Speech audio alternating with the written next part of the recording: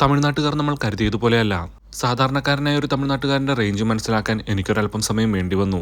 കേരളത്തിൽ നിന്നും ആൻഡമാൻ നിക്കോബാർ ദ്വീപുകളിലേക്കുള്ള യാത്രയുടെ ആദ്യ ദിവസം രാവിലെ 7:30 തന്നെ വീട്ടിൽ നിന്നിറങ്ങി. ഈ യാത്രയിൽ ഞാൻ തനിച്ചല്ല, കൂടെ നീതുവും കുഞ്ഞുമുണ്ട്. രാവിലെ 10 മണി കഴിഞ്ഞതോടെ കൊച്ചിൻ എയർപോർട്ടിലെത്തി. വണ്ടി പാർക്ക് ചെയ്ത് ലഗേജും എടുത്ത് പാർക്കിംഗ് സ്ലിപ്പ് വാങ്ങാൻ കൗണ്ടറിലേക്ക്.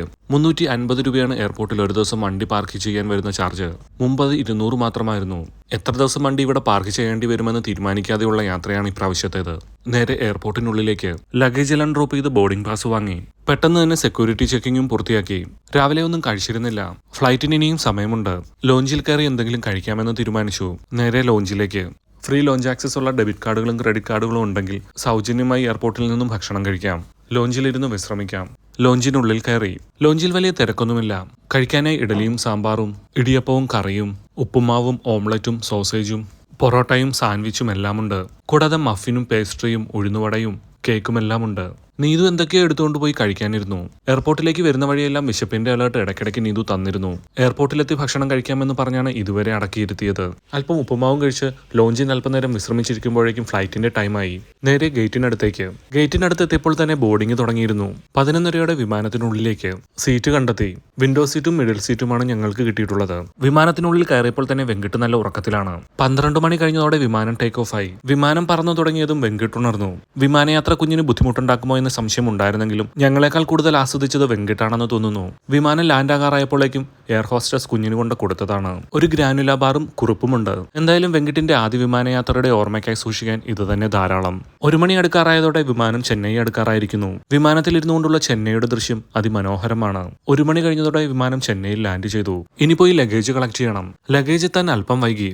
സമയം 1:45 ലഗേജ് കളക്ട് ചെയ്യാൻ ബെൽറ്റിന്റെ അടുത്ത് നിൽക്കുമ്പോൾ തന്നെ ചെന്നൈയിൽ ഞാൻ ഓൺലൈനിൽ ഒരു ഹോട്ടൽ ബുക്ക് ചെയ്തിരുന്നു.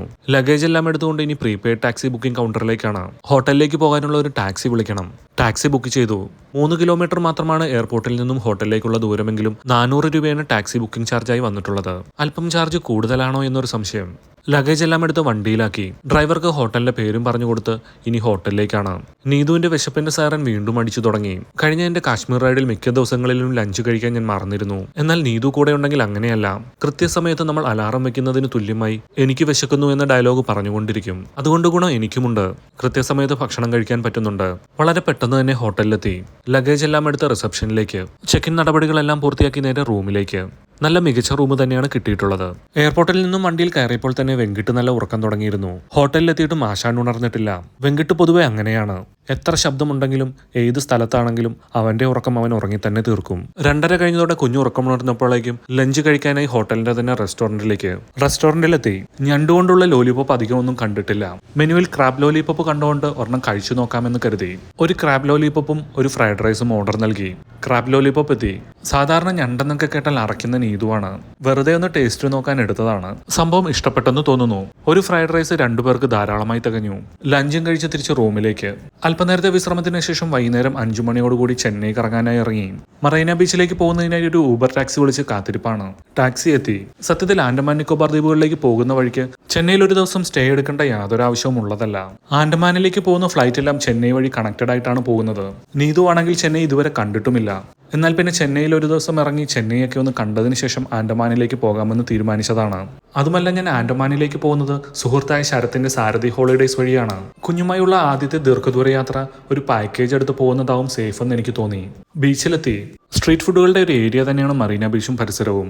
സ്ട്രീറ്റ് ഫുഡുകൾ മാത്രമല്ല, ഇവിടെ എത്തിയാൽ ഒരു പ്രത്യേക വൈബ് തന്നെയാണ്. നിറയെ കച്ചവടക്കാർ, കുട്ടികൾക്കും മുതിർന്നവർക്കും വേണ്ടിയുള്ള നിറയെ ആക്ടിവിറ്റികൾ, അങ്ങനെ വേണ്ട എല്ലാം ഉണ്ട് ഇവിടെ. ബീച്ചിൽ നിറയെ മീൻ കടകളുണ്ട്. ലൈവായി ഫിഷ് ഫ്രൈ ചെയ്ത് തരുന്ന കടകളാണെല്ലാം. ഇപ്രാവശ്യം ഞാൻ എന്തായാലും മീൻ കഴിക്കാൻ ധൈര്യപ്പെടുന്നില്ല. കാരണം കഴിഞ്ഞ പ്രാവശ്യത്തെ തമിഴ്നാട് റൈഡിൽ ഞാൻ മീൻ കഴിച്ചിരുന്നു. പിറ്റേ ദിവസത്തെ എന്റെ റൈഡ് പോകുന്ന വഴികളിലെ ഓരോ പെട്രോൾ പമ്പുകളുടെയും ടോയ്ലറ്റുകളിലൂടെയായിരുന്നു. നേരമിരട്ടി തുടങ്ങിയെങ്കിലും ബീച്ചിലെ തിരക്കിനൊട്ടും കുറവൊന്നുമില്ല. ബീച്ചിൽ നിന്നും ഞങ്ങൾ തിരിച്ചു നടന്നു. വഴിയിരിക്കൽ ഒരു കൊച്ചു പൂക്കട കണ്ടപ്പോൾ നീതുവിന് പൂ വേണം. 1 മുഴം കനകാംബരം പൂ വാങ്ങി. 50 രൂപയാണ് ഒരു മുഴത്തിന്റെ വില. ബീച്ചിനടുത്തുള്ള MGRന്റെയും ജയലളിതയുടെയും സ്മൃതി മണ്ഡപത്തിനടുത്തേക്ക് പോകുന്ന വഴിക്ക് ഷൂവിലെ മണ്ണ് കൊട്ടിക്കളയാനായി ഒരു സ്റ്റെപ്പിലിരുന്നതാണ്. തൊട്ടടുത്തിരിക്കുന്ന ആളുടെ സംസാരം അപ്പോഴാണ് ശ്രദ്ധിച്ചത്. കണ്ടാൽ തികച്ചും ഒരു സാധാരണക്കാരൻ. എന്നാൽ ആള് സംസാരിക്കുന്നതാവട്ടെ കടുകട്ടി ഇംഗ്ലീഷാണ്. സംസാരിക്കുന്നതാവട്ടെ ലക്ഷങ്ങളുടെ സാമ്പത്തിക ഇടപാടും. ഒരിക്കലും തമിഴ്നാട്ടിൽ വന്ന് രൂപം കണ്ട ആളെ വിലയിരുത്താൻ സാധിക്കില്ല. നമ്മുടെ പ്രതീക്ഷകൾക്കും അപ്പുറമായിരിക്കും നമ്മൾ കാണുന്ന ഓരോ വ്യക്തികളും.